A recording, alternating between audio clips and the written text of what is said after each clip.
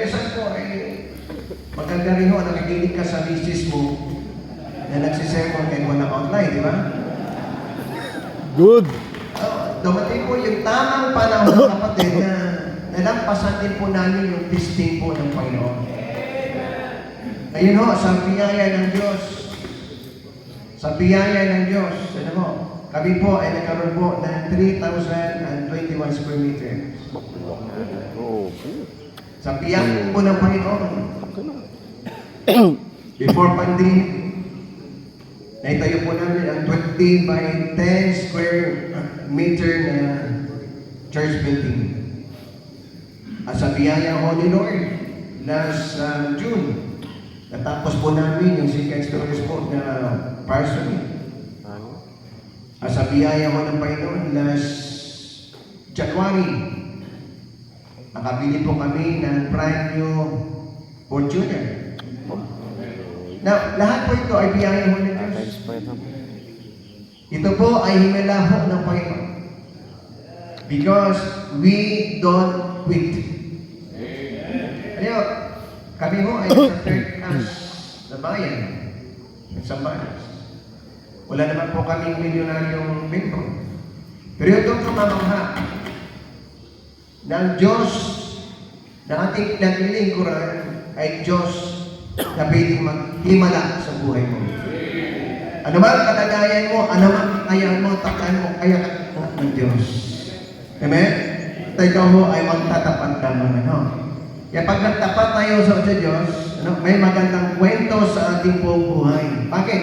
Kasi ang Diyos po ang nagbago sa ating buong buhay.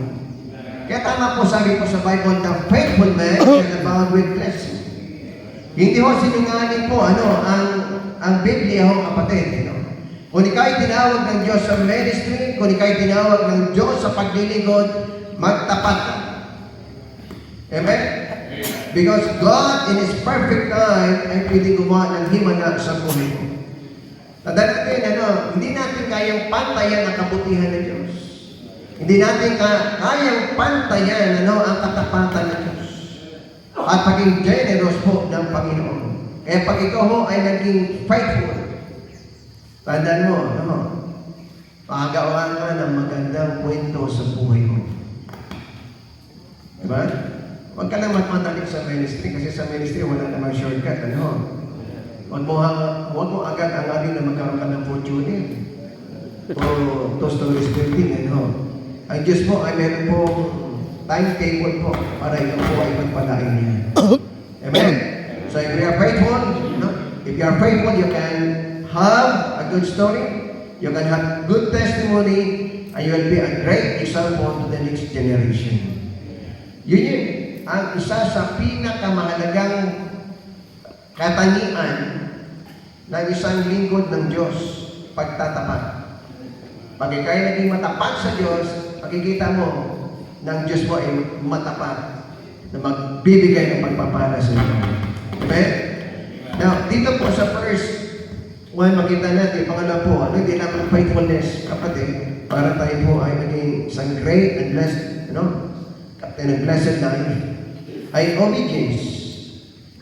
Napasin po natin yung kwentong ito. Ito pong babae ito, she was instructed po by Elijah to go somewhere because the land of Israel will experience famine. And this, will last for 7 years. Napansin niyo, sa dami pong tao mo sa Israel, tangi ito pong babae mo and her family got a special message, from God. Di ba?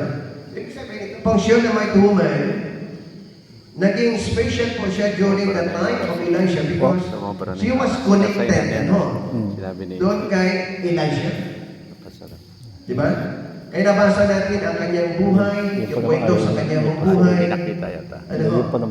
Now, ako'y niniwala ho na mayroon pong dahilan why this woman was special during the time of Pastor sa time, pag siyang 20 lang.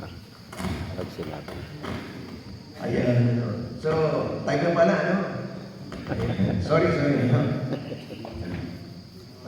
Okay naman. Yung pagsunod po sa Panginoon, Conclusion. ay meron mong pagpapala. Amen? Pagsunod. Okay na. Marunong na tayo. Okay na yung isang outline. Okay na yun. Good na yun. Good na. Short, umalis po sa Elijah. Si Sino ng kalooban ng Panginoon, nung bumalik siya, di ba? Mayroong blessing. Ganun lang po, kapatid. God bless po.